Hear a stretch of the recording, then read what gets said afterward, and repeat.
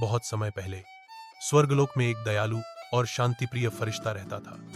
उसका नाम था आर्या। वह सबसे अलग थी, न केवल सुंदर पंखों वाली बल्कि दूसरों के दुखों को महसूस कर लेने वाली। स्वर्ग में उसे एक खास जिम्मेदारी दी गई थी, जरूरतमंदों की मदद करना। एक दिन जब वह आकाश से धरती को देख रही थी, उसकी नजर एक छोटे से गांव पर पड़ी। वह गांव हरियाली से भरा था, लेकिन एक घर में उदासी पसरी थी। उस घर में रहते थे रामू, उनकी पत्नी गीता और उनका छोटा बेटा मोहन। रामू एक मेहनती किसान था, लेकिन कई महीनों से बारिश नहीं हुई थी और खेत सूख गए थे। खाने के लिए अनाज भी खत्म हो चुका था और मोहन बीमार पड़ गया था। गीता हर दिन भगवान से प्रार्थना करती थी। आर्या का दिल भर आया। उसने स्वर्ग के दरबार में प्रार्थना की, हे प्रभु, क्या मैं धरती पर जा सकती हूँ? इस परिवार को मेरी जरूरत है। प्रभु ने मुस्कुराकर कहा, जा, लेकिन याद रहे तुम्हें इंसान बनकर जाना होगा, बिना पंखों के, बिना चमत्कार के। तुम्हारा प्रेम और समझ ही तुम्हारा सबसे बड़ा जादू होगा। आर्या धरती पर आई।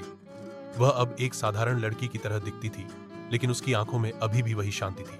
वह गांव पहुंची और रामू के घर के बाहर खड़ी हो गई। क्या मैं कुछ दिन यहीं रुक सकती हूँ? उसने विनम्रता से पूछा। गीता ने हामी भरते हुए कहा, हमारे पास कुछ नहीं है। आर्या मुस्कुराते वहीं हुए रुक गई। अगले दिन से उसने रामू के साथ खेत में काम करना शुरू किया।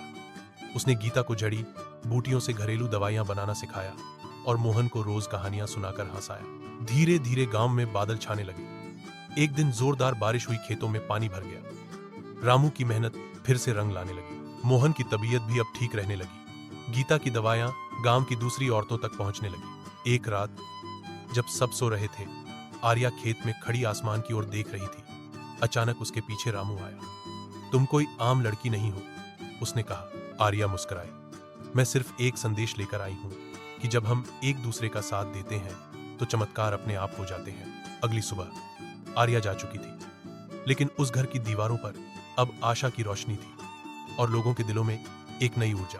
रामू, गीता और मोहन अब खुशहाल जीवन जीने लगे। और जब कभी गांव में कोई परेशानी आती, लोग कहते, कौन जाने, शायद आर्या फिर लौट आए।